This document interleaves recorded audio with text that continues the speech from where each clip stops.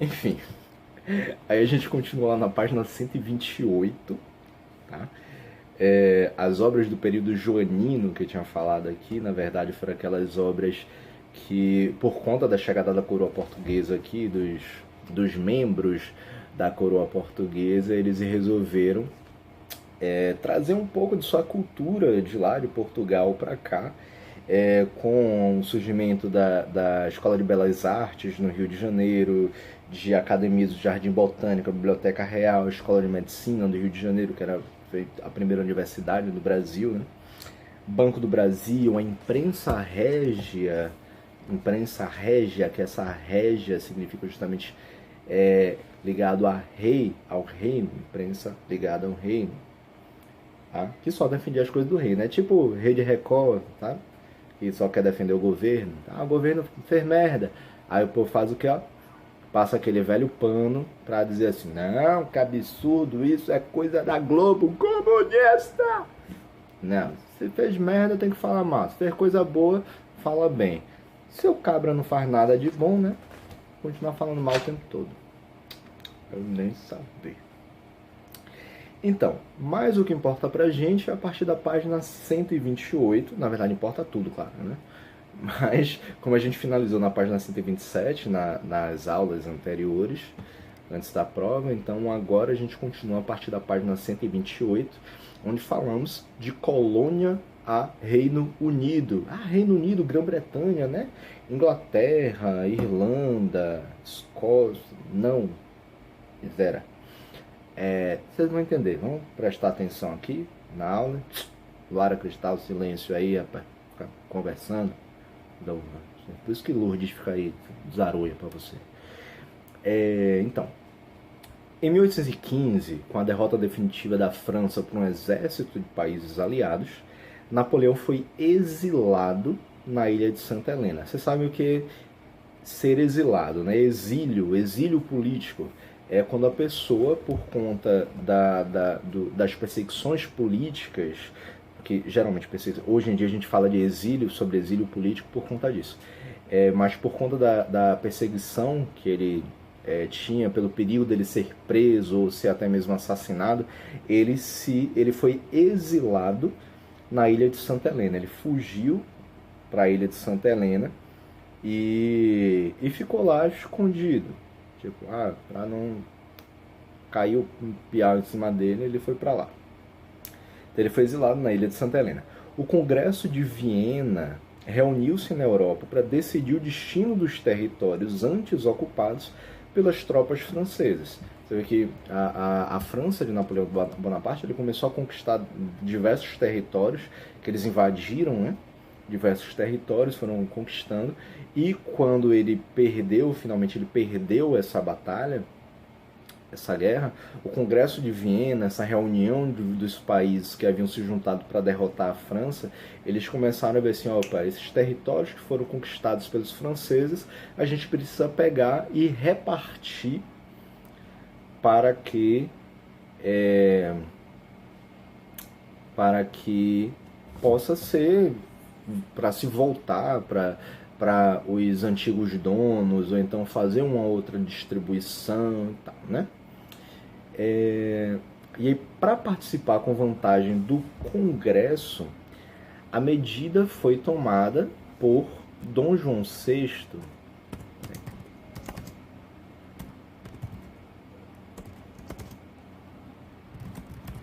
Pronto. Foi tomada por Dom João VI. Para participar com a vantagem do Congresso, a medida foi tomada por Dom João VI. A medida tomada por Dom João VI foi elevar o Brasil à categoria de Reino Unido, a Portugal e Algarves. Olha só, quando a gente fala sobre Reino Unido, a gente fala sobre diversos territórios que se juntam politicamente. Por que a gente fala que a Inglaterra é o Reino Unido, Reino Unido da Grã-Bretanha? Porque ele vai juntar alguns países que fazem parte do Reino Unido. A Inglaterra é um país específico. O Reino Unido é um conjunto de territórios que têm a sua autonomia política, autonomia administrativa, mas que eles podem tomar decisões em bloco, em conjunto. Então, o Reino Unido, a Grã-Bretanha, ela é composta por Inglaterra, Escócia e Eire, que é considerada a Irlanda do Norte. Que é considerada não, que é conhecida como Irlanda do Norte. A Irlanda do Sul já é um outro território que é conhecido só por Irlanda. Quase ninguém chama Eire de Eire, né? Mas enfim, ele é a Irlanda do Norte e a Irlanda normal é a Irlanda do Sul. Mas enfim, isso não vai importar pra gente, porque o que vai importar é essa elevação do Brasil à categoria de Reino Unido. Você vê, Reino Unido a Portugal e Algarves. Então, são territórios administrativos pertencentes a um único grupo, a um único reino, que vai juntar Portugal, Algarves e o Brasil aqui, ó, separadinho, né? Este fato serviu também para justificar sua permanência no Brasil. Dom João Safado, Dom João I, Dom João VI, safado, para continuar no Brasil, falar, não, vamos botar essa bagaça toda como Reino Unido, e aí eu posso tomar minhas decisões daqui mesmo, tá ligado? Fechou? Pronto, então ele justificando, porque ele ainda tinha medo de voltar para Portugal, né? E também porque ele estava se estabelecendo aqui, estava vendo assim, aquelas coisas de português safado, que tem muito dinheiro, europeu safado, né? Gente branca. Temos dinheiro, saiu de lá da Europa, chegou aqui no Brasil e falou, opa, vou construir minhas coisas aqui, explorar esse povo daqui. O povo já gosta, né? Afinal de contas, as tropas francesas já haviam sido expulsas do território português desde 1809. Ou seja, ó, 1815 foi quando teve a derrota definitiva dos franceses e o exílio de Napoleão Bonaparte. Mas desde 1809, os franceses já haviam sido expulsos de Portugal. Só que mesmo assim, Dom João VI, safado, ele não queria sair mais do Brasil. Então, já não tinha mais motivos para que a corte, para que a coroa portuguesa se mantivesse aqui no Brasil. Poderia voltar tranquilamente lá para Portugal, que tá cagando e andando para isso, né? Só que, para a família real, ficar no Brasil parecia ser melhor do que retornar para Portugal, que, devastado por conta dessas guerras, devastado por conta dessas batalhas que enfrentou, principalmente contra os franceses, exigiria muitos esforços da reconstrução. Assim, dinheiro eles tinham para reconstruir? Tinha, daquilo que eles arrecadavam justamente do Brasil.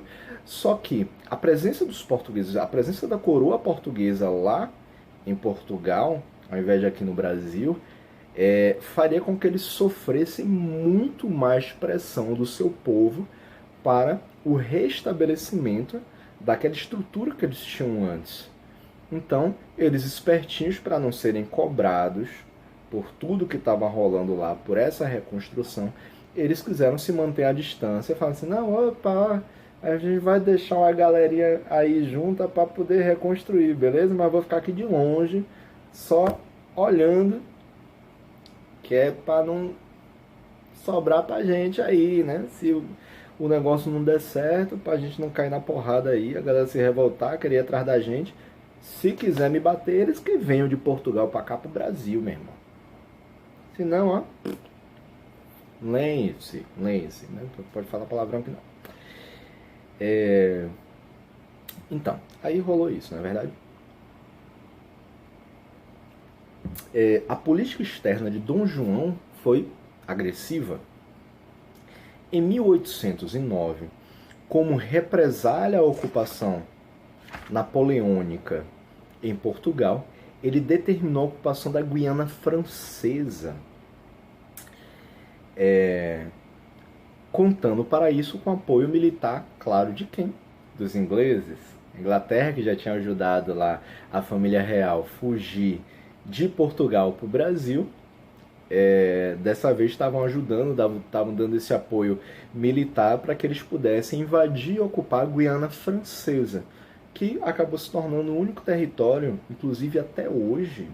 É interessante até para vocês darem uma pesquisada aí e tal, sobre a Guiana Francesa, que a gente tem três países assim que quase ninguém comenta sobre eles, né? Que é a Guiana Francesa e o Suriname. Suriname é basicamente uma colônia inglesa. Tem a Guiana Francesa, que é considerada ainda hoje um território da França, e tem a Guiana, que foi colonizada por ingleses e franceses. Mas enfim, a devolução do território à França, eles invadiram a Guiana Francesa, dominaram ali, então eles poderiam de repente, se as coisas continuassem do jeito que estavam, eles poderiam até anexar a Guiana Francesa ao Brasil depois, né? Mas eles acabaram devolvendo esse território da Guiana Francesa para os franceses no ano de 1817, 2 anos depois da derrota dos franceses, né? Após uma decisão do próprio Congresso de Viena. O Congresso de Viena, que estava fazendo essa separação dos territórios, chegou assim: ó, Portugal, eu sei que você é espertinho, eu sei que você está querendo aí esse negócio de pegar para você aí, mas devolva. É os franceses, vai. É seu irmão, rapaz. Você fica tomando. Devolva o brinquedo dele, vai. Porra, seu pedaço de demônio. Oh. Enfim, a Guiana Francesa acabou sendo devolvida para os franceses, né? Em 1816, já coroado rei, Dom João VI ordenou o ataque à colônia do Sacramento, território que pertencia à Espanha e fazia fronteira com o atual Rio Grande do Sul. O objetivo dessa ação militar era ter acesso ao Rio da Prata e assim favorecer o contato brasileiro com áreas mais ao sul do continente.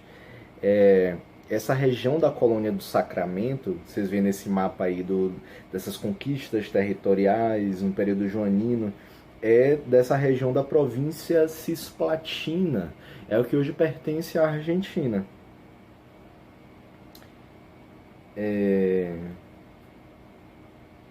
Peraí que eu me perdi. Voltei. Enfim, é o que pertence. Aí a gente tem até um textinho que fala assim, ó: diferentemente da conquista da Guiana Francesa, você vê aí no próprio mapa a Guiana Francesa, onde é que fica? Ali na pontinha, né? Logo acima do Grão-Pará.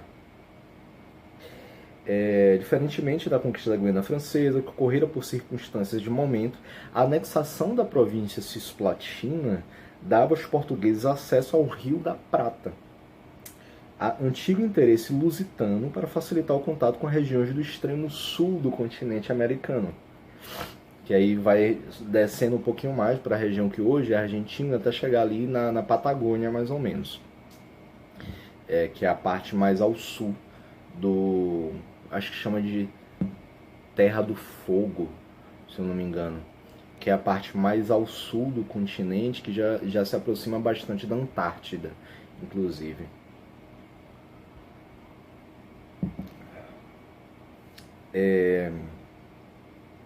Me perdi, me encontrei. A anexação da colônia do Sacramento se consolidou apenas no ano de 1821, quando ela passou a ser denominada Província Cisplatina. A nova situação provocou uma luta armada da população local contra o domínio luso brasileiro. Após intensas batalhas, a província Cisplatina conquistou a independência no ano de 1828, tornando-se a República Oriental do Uruguai. Eu falei Argentina, né? Era o Uruguai, na verdade. A Argentina está mais lateralizada. Foi mal, gente. Desculpa aí. Mas, enfim.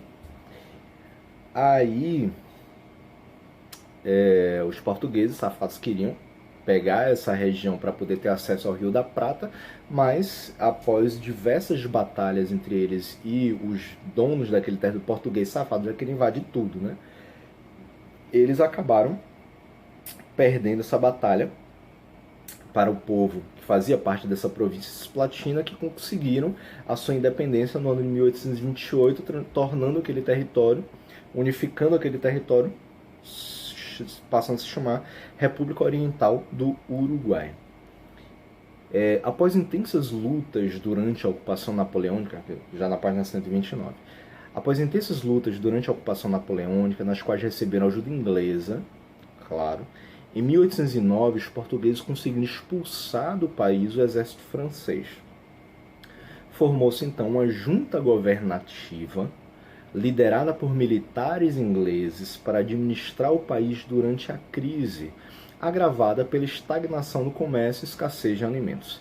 A liberdade comercial e a elevação ao Reino Unido concedidas ao Brasil descontentaram diversos setores da sociedade portuguesa, desejosos do restabelecimento da condição de colônia e do pacto colonial para recuperar a economia portuguesa.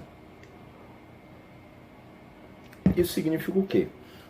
A partir do momento que se transformou o Brasil num Reino Unido de Portugal e Algarves, acabou se dando uma certa autonomia, ainda mais pela própria relação que o Brasil, graças às concessões dadas por Dom João, pelo apoio que a Inglaterra deu a ele, deu à coroa portuguesa para fugir aqui para o Brasil, né?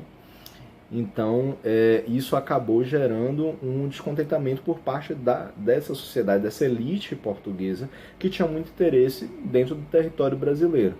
Essa autonomia que acabou sendo dada, em parte, claro, ao Brasil, fez com que os portugueses acabassem perdendo bastante dentro desse comércio, desse pacto colonial, desse pacto federativo, econômico, né, comercial, que existia diretamente entre eles e os brasileiros. Por quê? Essa elevação do Brasil a Reino Unido permitiu que ele pudesse, graças às concessões de Dom João, comercializar diretamente com a Inglaterra. A sociedade portuguesa começou a se incomodar bastante com isso. Falar assim, não, a gente precisa retomar dessa galera que está no Brasil aí, esse poder, essa autonomia de negociar com quem eles quiserem, porque está prejudicando as nossas economias aqui. E a gente ainda precisa reconstruir Portugal por conta das derrotas que tivemos contra os franceses. Então, eles queriam muito esse restabelecimento da condição de colônia, desse contato de metrópole e colônia, para que voltasse ao que era antes. Nesse clima de insatisfação, no ano de 1820, organizou-se a Revolução Liberal do Porto, movimento social liderado pela burguesia, rebanho de burguês safado, como sempre, que depôs a junta governativa inglesa. Eles derrubaram, a deposição é a derrubada. Eles derrubaram essa junta governativa inglesa, derrubaram esses governantes ingleses que estavam tomando conta do Reino Unido do Brasil, tá? O poder, a autonomia política, econômica que o Brasil tinha conseguido, entre aspas, que passou a ser muito influenciada pelos ingleses, a galera de Portugal desceu o cacete, conseguiram derrubar essa junta governativa que estava na mão dos ingleses para tentar retomar o país, retomar a colônia para si. Influenciados por ideias iluministas, olha de novo iluminismo aí, que fez, que mexeu na cabeça de todo mundo, principalmente na região das Américas, por conta dessas lutas por independência, né? Então, influenciados pelos ideais iluministas e o liberalismo político, os rebeldes organizaram um governo provisório e convocaram eleições para formar as Cortes de Lisboa, o Parlamento de Portugal, cuja primeira tarefa foi elaborar uma constituição que restringisse os poderes da monarquia. Então, era como se você estivesse trazendo os moldes para a fundação de uma república, para que as decisões políticas dentro daquele território eles deixassem de ser algo vinculado ao rei e pudesse ser tomado em conjunto dentro de um parlamento. No entanto, com relação à economia, defenderam o mercantilismo, exigindo o retorno de Dom João VI e manifestando a intenção de anular a abertura dos portos brasileiros, que se abriram para os ingleses, e restabelecer o monopólio português sobre o comércio do Brasil. Esse monopólio que foi concedido por Dom João graças à ajuda da Inglaterra para que eles pudessem fugir para cá. Então, resumidamente, a Revolução Liberal do Porto foi uma tentativa da burguesia portuguesa, através de um movimento social, tirar os ingleses que, naquele momento, estavam dominando o território brasileiro. Então, tirar esses benefícios que os ingleses receberam de Dom João, graças à ajuda pela fuga da coroa portuguesa para aqui para o Brasil. Então, a abertura dos portos brasileiros, que antes eles tinham todo o intermédio de Portugal, e eles tinham passado a conseguir comercializar diretamente com os ingleses, com as 13 colônias, diretamente com outros países. Portugal já viu que aquilo não estava dando muito certo para eles, e aí quiseram retomar através dessa Revolução Liberal, que ajudava muito no comércio, porque os burgueses eram quem tomavam conta do comércio, basicamente. E as repercussões. Dom João VI cedeu às pressões e retornou a Lisboa em abril de 1821, levando o dinheiro dos cofres públicos. Tá parecendo aquele velho que foi o senador, né, com dinheiro na cueca. Polícia Federal chegou e ele, opa, vou esconder aqui, ó, esse dinheiro aqui até no meu fiofó, para ninguém tomar. Dom João VI pegou, botou o dinheiro dos cofres públicos na cueca dele e zarpou para Portugal. Fugiu. No Brasil ficou quem? Seu filho, Dom Pedro. Pedrinho. Dom Pedro, herdeiro do trono português. E as opiniões sobre as relações com Portugal se dividiram, né? Porra, aquele filho de uma rapariga, Dom João, rapou os cofres públicos do Brasil, levou tudo para Portugal. Filho de uma rapariga, sacana, corno, desgramado. Dom Pedro ficou aqui, né? A galera fala assim, olha, esse herdeiro aí do trono português, Dom Pedro aí também não é flor que se cheire não, viu? Vão cortar a cabeça do desgraçado também, né? Mas aí, ó, o que é que vai acontecer? Muitos portugueses que aqui viviam, grandes comerciantes e militares, apoiavam a política recolonizadora das cortes de Lisboa, graças à influência dessa Revolução Liberal do Porto, né? Então, queriam a retomada do Brasil por parte dos portugueses. Não queriam essa autonomia que havia sido dada enquanto Reino Unido, né? Entre os brasileiros prevaleceu o anseio pela independência. Eles começaram a ver que essa influência de Portugal na situação política, econômica, social do país ia dar merda. Então, os brasileiros que aqui viviam, eles já começaram a discutir esse processo de independência. Então, um susto da pega. Não pode rolar dessa forma que tá rolando aí, não. A gente tem que ver isso daí, tá ok? Tem que resolver essa parada daí. Para a elite, proprietários de negros escravizados e de terras, comerciantes brasileiros estrangeiros e altos funcionários públicos, interessava, claro, manter a escravidão, né? O latifúndio monocultor e a produção de gêneros agrícolas destinados à exportação. Bem a cara do Brasil atual, né? Assim, basicamente manter a escravidão, né? Você botar uma reforma aí trabalhista que vai explorar o povo, latifúndio monocultor e produção de gêneros agrícolas destinados à exportação, transformar o Brasil em pasto. Vamos acabar com a Amazônia, vamos acabar com o Pantanal, vamos botar um monte de boi, vamos plantar soja, tal, não sei o que. Acabar com o país sustentabilidade do país para transformar o Brasil em puro ambiente de latifúndios e agricultura. A miséria que se torna, né? Enfim.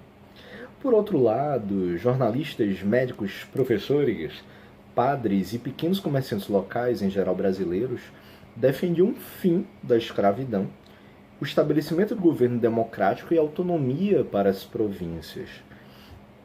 E claro, os escravizados eles queriam a sua liberdade. A Inglaterra não pretendia abrir mão de seus interesses econômicos, mas também não atuou diretamente na situação. Viu assim, ó, deixa a merda rolar aí.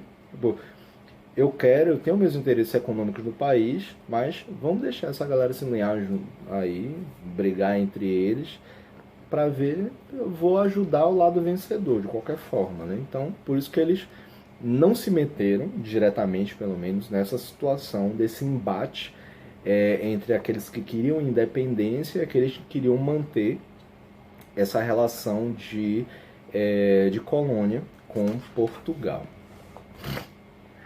E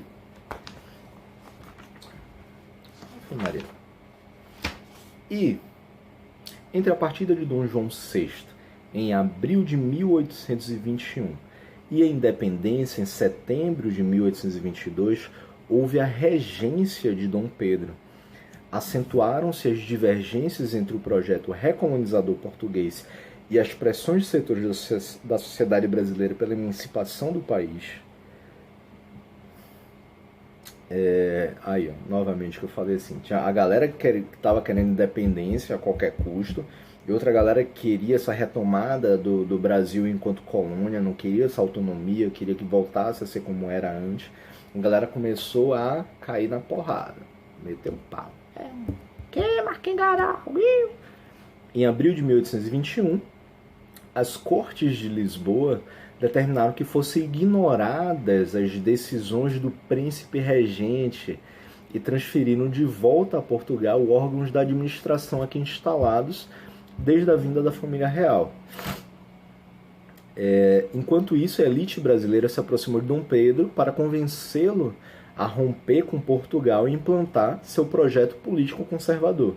A burguesia, você vê, que antes queria a manutenção dessa colônia, eles começaram a pensar na possibilidade da autonomia, da independência mesmo, né? Com essa influência do iluminismo, com a influência dos ideais liberais também, porque eles beneficiariam o país enquanto beneficiaria o país comercialmente, economicamente, e a eles próprios, claro. E aí eles começaram a se juntar com Dom Pedro para poder tomar essa decisão pelo processo de independência, mas mantendo algumas coisinhas que eram de escravidão, por exemplo. Em outubro de 1821, as Cortes de Lisboa ordenaram o regresso de Dom Pedro a Portugal. Importante momento da história do país aqui. Em outubro de 1821, as Cortes de Lisboa ordenaram o regresso de Dom Pedro a Portugal e as lideranças brasileiras fizeram um abaixo-assinado pedindo sua permanência no Brasil. Em janeiro de 1822, o príncipe regente decidiu ficar, o que foi chamado o Dia do Fico, né? Foi justamente essa decisão de Dom Pedro de rejeitar as investidas da corte portuguesa, de chamar ele de volta para Portugal e falando assim: se é para o bem da nação, felicidade geral deste povo, diga ao povo que eu fico. Não era bem assim que ele falou, não, esqueci. Se é para o bem de todos e felicidade geral da nação, diga ao povo que eu fico. Agora sim. Então foi considerado o Dia do Fico, né?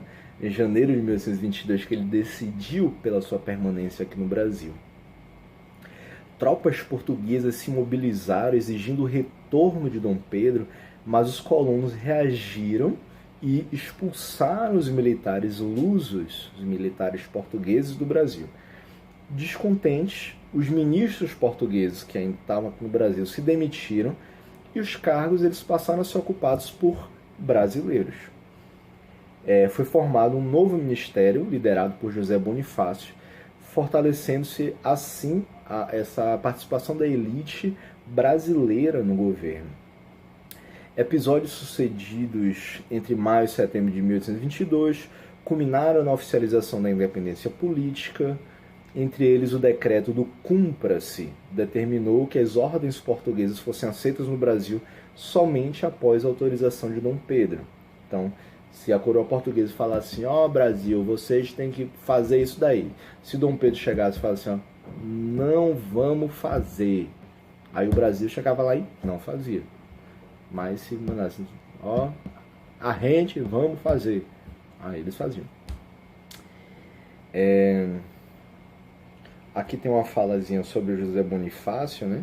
Essa imagenzinha do retrato de José Bonifácio de Andrade e Silva, de 1902, em que José Bonifácio foi um político brasileiro que se destacou no processo de independência.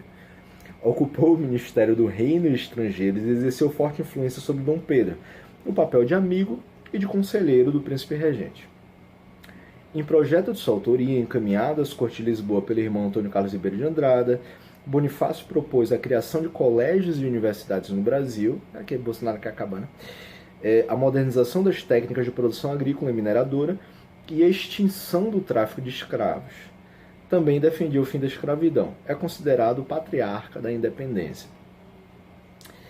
E, enfim, só para a gente fechar esse capítulo aqui, em 3 de junho, Dom Pedro convocou uma Assembleia Constituinte, formada sobretudo por grandes comerciantes e proprietários de terras. A elite desejava uma nação independente, mas com a mesma estrutura econômico-social, inclusive com a manutenção da própria escravidão, né? Então, a elite, claro, a burguesia safada, como sempre, eles queriam manter os seus privilégios que já tinham aqui quando a coroa portuguesa se mantinha no local, né? Então, queriam a autonomia em relação a Portugal, queria a independência do país, mas queria a manutenção dos seus privilégios, os privilégios da elite que existia no país. Novas ordens de Portugal declararam nulas as decisões do príncipe regente e exigiram seu retorno a Lisboa. Estimulado pela aliança de interesses com os brasileiros e pelos conselhos de sua esposa e de José Bonifácio, Dom Pedro, então, chegou e declarou independência ou morte, a independência do Brasil. E pronto.